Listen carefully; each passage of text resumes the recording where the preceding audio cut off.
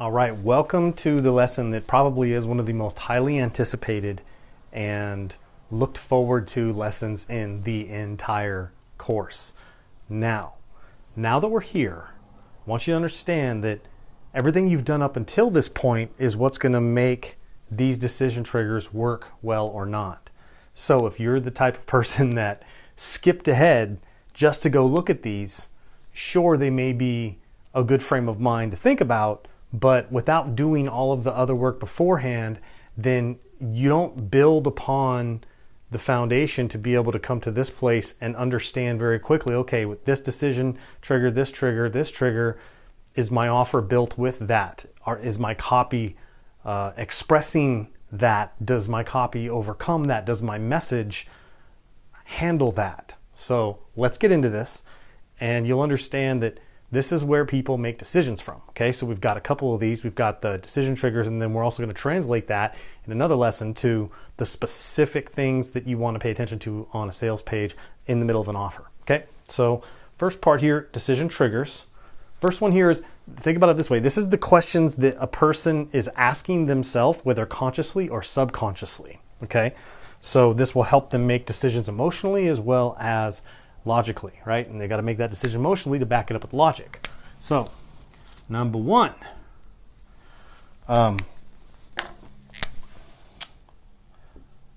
comes down to, who will I become from this? Okay? Who will I become? And this is where, you just ask yourself, or a marketer, or not a marketer, but well, I mean, in terms of code, and what I do oftentimes with my products, I'm looking at, who will they become? Well, they will become the leader in their field if they do this right. That's more of what I talk about, is your ads are going to work better 2 to 5 times better than somebody else, right?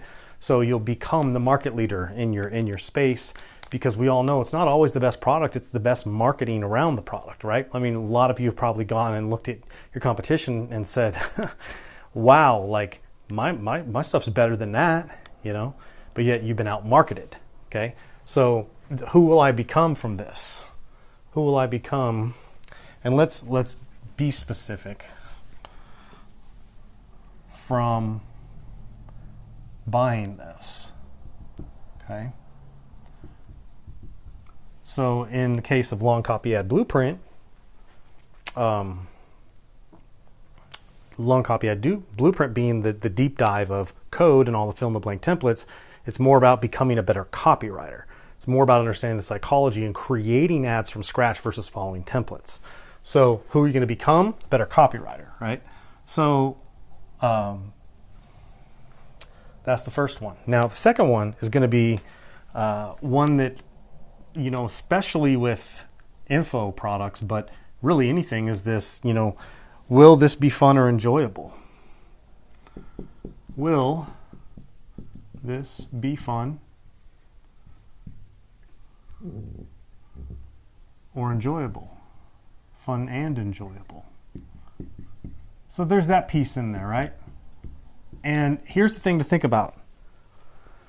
There's probably not going to be a time where all 10 of these are going to work in every message.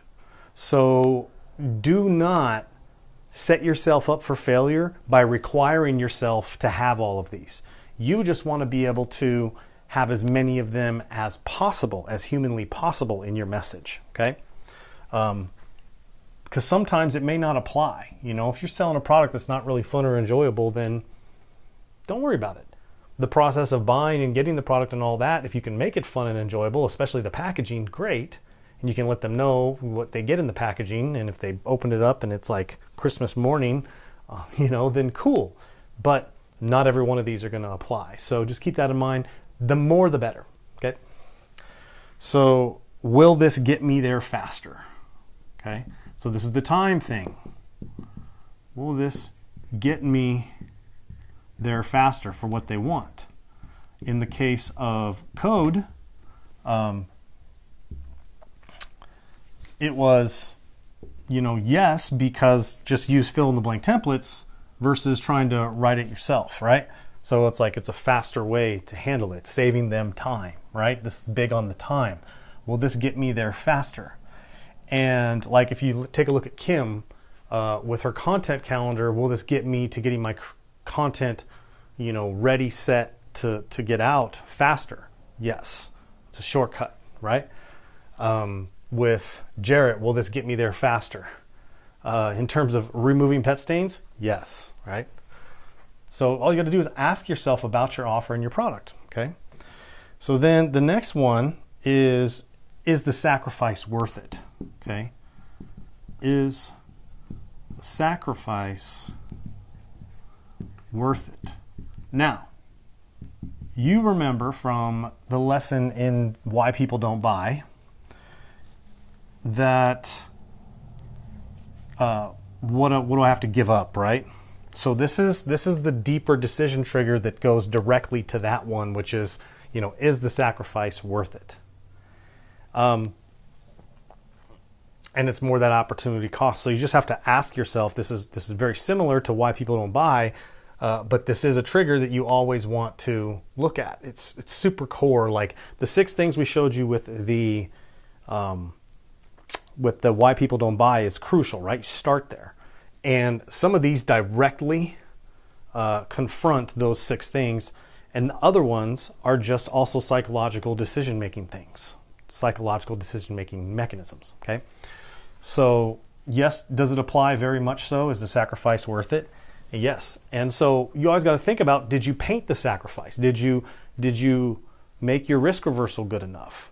Because, surface level, first level risk reversal is just a guarantee.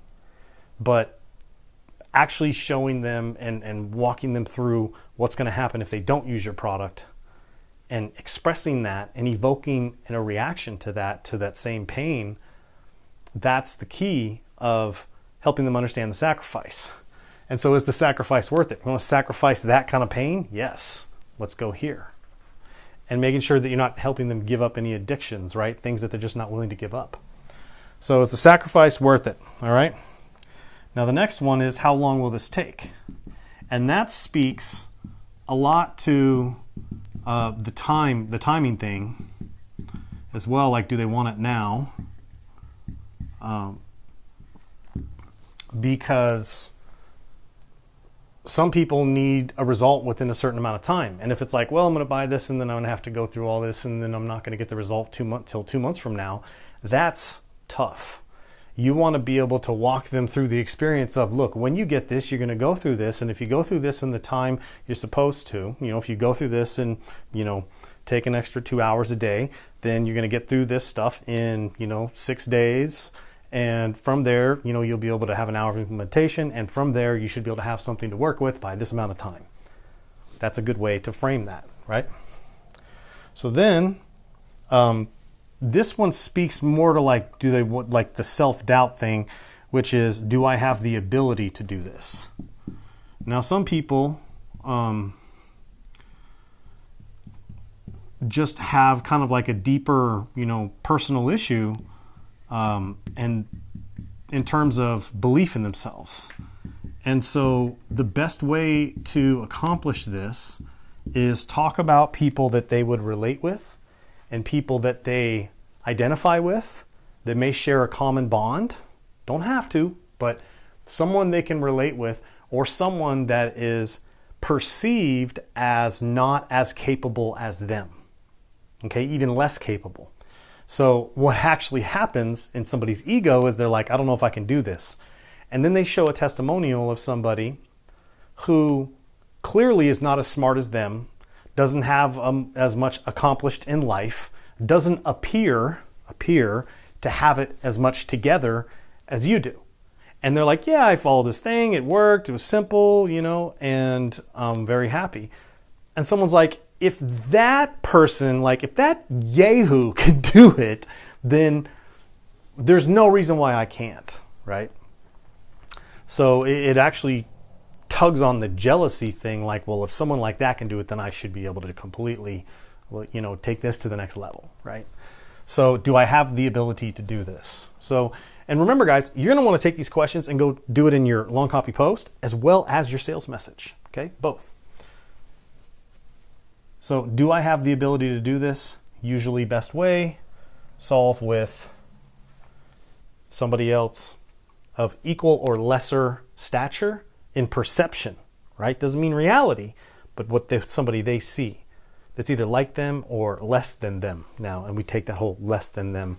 I don't think any human being is better or worse than anybody else. We're all human beings, right? But people will classify people that way in their mind, right? Someone who has a college degree does not usually always respect someone without a college degree in their same field. It's kind of a natural pecking order thing. And so if that person without the degree achieves a result from this, then that person's going to be like, wait a second, if they can do it, then I can really do it. Okay?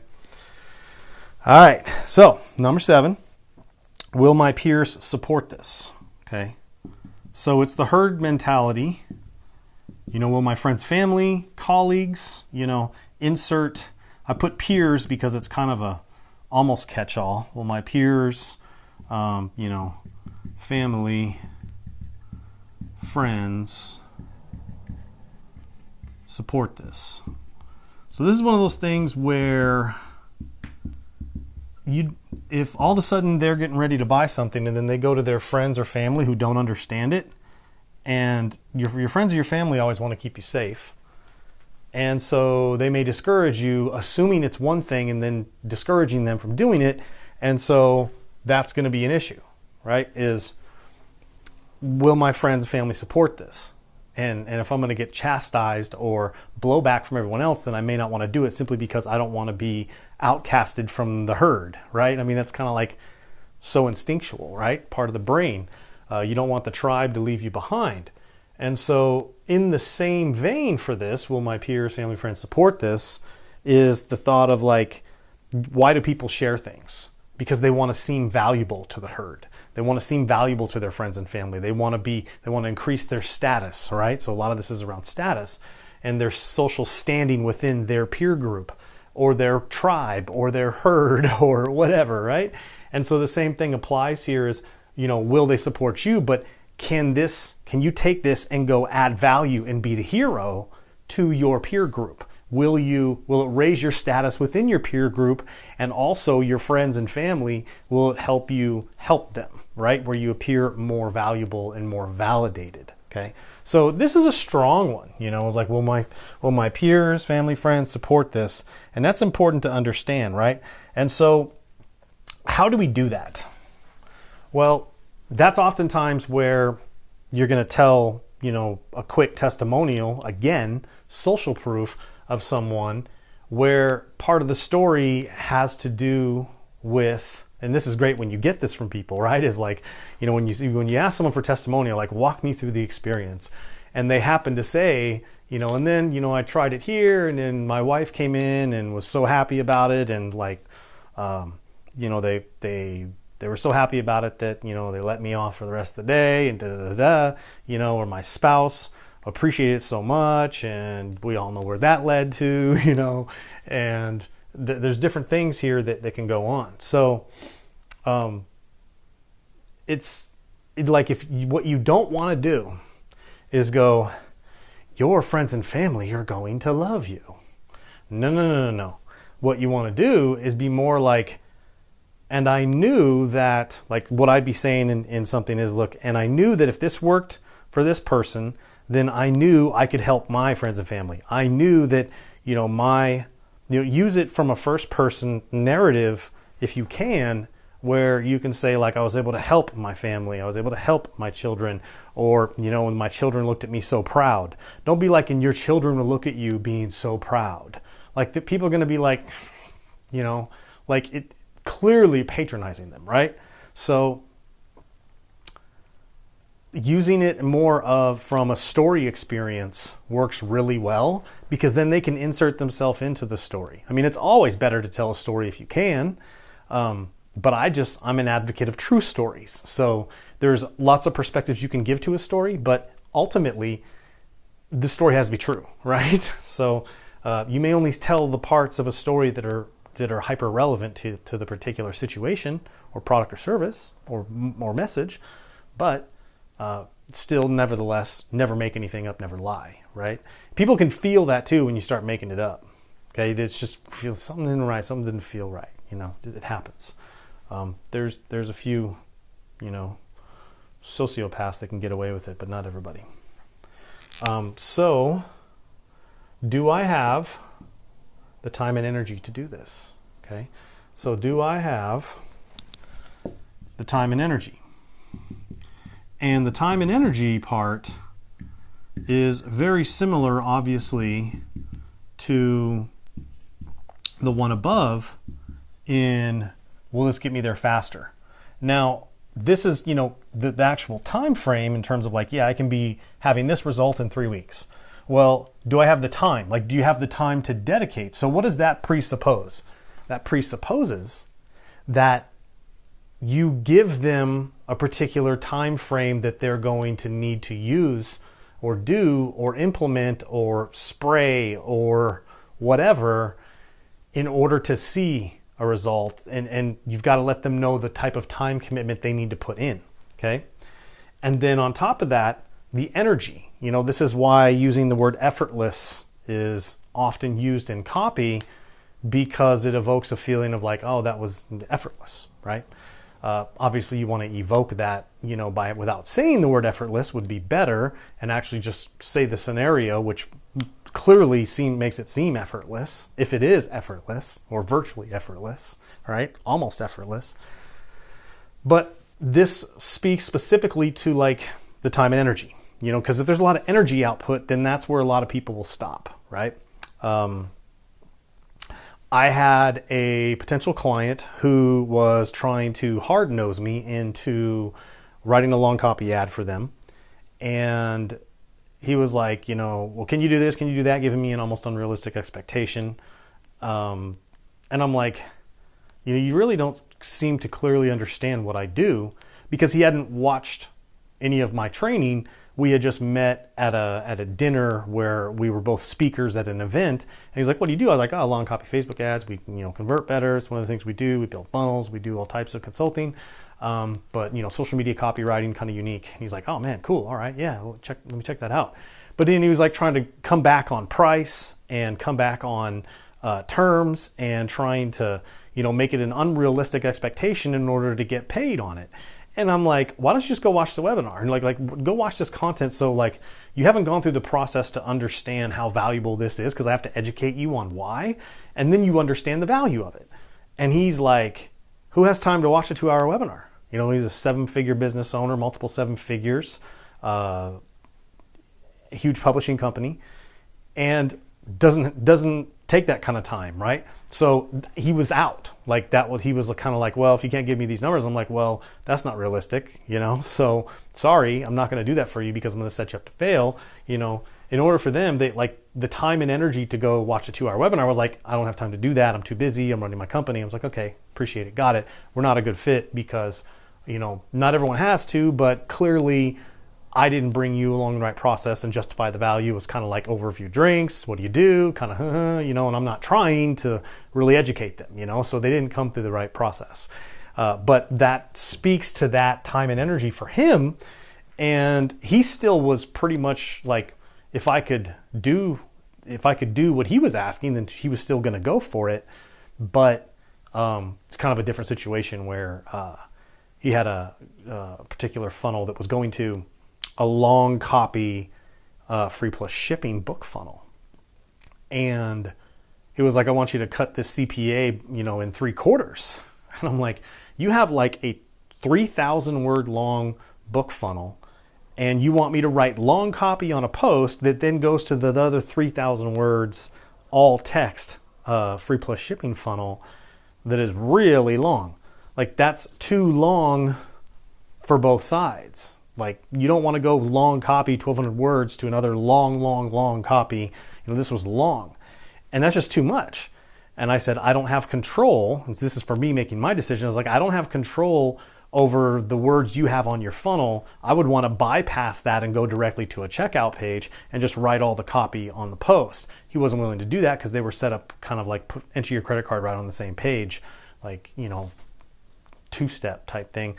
And so it just didn't work out. But for me, it was like, okay, well, the time and energy to try and go overcome all of his copy, like, of course that's not realistic if they're getting a particular CPA now, and the only thing that's changing is the ad, which is going to help, but I've got to overcome a whole sales page that's in the way, that's blocking me from being able to change the narrative. Okay, so just an interesting thing to think about. Now, last two. Okay, so last one, and this speaks to the decision that I had to make in that particular scenario.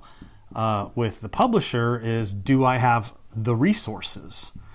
And I did not have the resources I wanted, which was the ability to change their page, change their landing page. Do I have the resources? So to me, it was like, okay, well, I don't have what it takes to be able to do it, and so as a business owner, you may say, well, I don't have an ad writer on my team to be able to write my ads and run my ads, and I can come in and say, well, I'll give you the resources, so it's fill in the blank, follow the process, and you can give someone who's almost new, brand new, cheap, on the cheap, to do this and have them follow it and still have much measurable results than people who've been doing it for a long time that have been mistakenly led by idiots. Jab. All right. So, not really idiots, but just lack of thinking, right? Just assumptions based off old traditional stuff. So the last one is, this is more like speaking to the personal autonomy. And this was kind of the other thing that finally had me going, well, I just can't take this on because I can't do it my way, right? And that's what it is, personal autonomy. Can I do it my way? So people want to be able to know that they can still do it their way.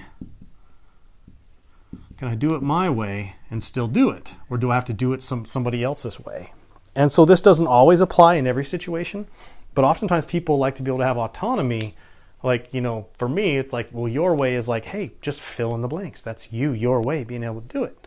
And just follow this. And sometimes the terms, you got to think about what is going on with someone in terms of how they're used to doing things. And if you want to come in and entirely, like as a consultant, right? I get paid to come in and change processes. I get paid to come in and look at messaging and change out that stuff. So that's usually not an issue for me as a consultant because they're looking to change, because they have a pain point that goes, okay, what we're doing is not necessarily working that well. But in other cases where, you're maybe an agency yourself and your client wants you to run the ads and they have to change a lot of what they do in their daily routine and process to conform to your way of doing it, that's not necessarily going to usually work too well. And there will be some resistance. And a lot of that resistance will be dependent upon how much preeminence and credibility and authority you have established with them beforehand. Okay? So that is the 10. These are the things that you want to go look at your ad and just ask yourself each of these questions. You don't have to have every single one, but if you can come up with an answer for most of them, then you're good to go. And if there's one that stands out, you're like, man, I really didn't address that, go back, see if you can. See if you can insert that in somewhere. Okay, so who will I become from this? And talking about people and who they have become, okay?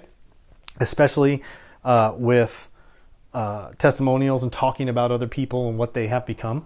Will this be fun and enjoyable? Okay, pretty simple there. All right. Will this get me there faster? Very important, okay? The thing about getting there faster is it's kind of the timing thing when it comes to why people don't buy. It's related because this is, okay, I'll get there in 2 weeks, cool. But also that decision-making element of timing, you might need to insert something along with your offer that is an instant gratification offer. Like you get what you get, but then also add something that they instantly get. Oftentimes, if I'm selling some kind of front-end product, I'm going to offer an instant download of a couple bonuses so that they feel like they get something instant, even if they have to then go access the course instantly or whatever the case may be. But I want to give them things that they know immediate gratification right away that you get your hands on tangibly, okay? So that will this get me there faster. Is the sacrifice worth it? Sacrifice. What are we sacrificing? Stay away from the addictions and the things that's like this here. Can I do it my way? And what can I sacrifice? They go hand in hand. Just think about it that way. They think about if they go hand in hand, their own way, what are they having to change? What are they having to give up? And think about what they'd be having to give up in order to do it and make sure that it's not a lot and make sure that it's not perceived as a lot, okay? How long will this take? Get there faster. How long will this take? It's almost the same here, but how long will it take is, being specific on not just we get the first win, but how long will it take to the first result, but, how long will it take total, okay? Do I have the ability to do this? And you speak to that with other people usually and talking about the ease of use, all right? And it's usually a self-doubt thing. Will my peers, family, friends support this? We went into that in detail. Do I have the time and energy to do this? And that's kind of like after you've addressed this, how long will it take? Will it get me there faster? It's really like the time, but then the energy that goes along with it. How much am I inputting into this? Am I having to fill out 8 different worksheets? That's why in code, we've got ideal customer formula and offer analysis. 2 documents. That's it, okay? So that I can say that to people and they don't think they have to go through this tedious, hard brain work. And that's why I've always done the fill in the blanks, because fill in the blanks feels easy and simple versus having to think really hard about messaging, okay? And that's why the ideal customer formula is kind of like fill in the blank as you go, okay? Which any worksheet really is. It's just the way it's framed, right? So do I have the resources? Yes or no? And can I do it my way? Autonomy, okay? So these are your decision triggers. All right, now in the next lesson, we'll get more into specifically on your offer, some of the value mechanisms that help increase the value and help make your offer a lot better. Okay, so we'll see you in that one next.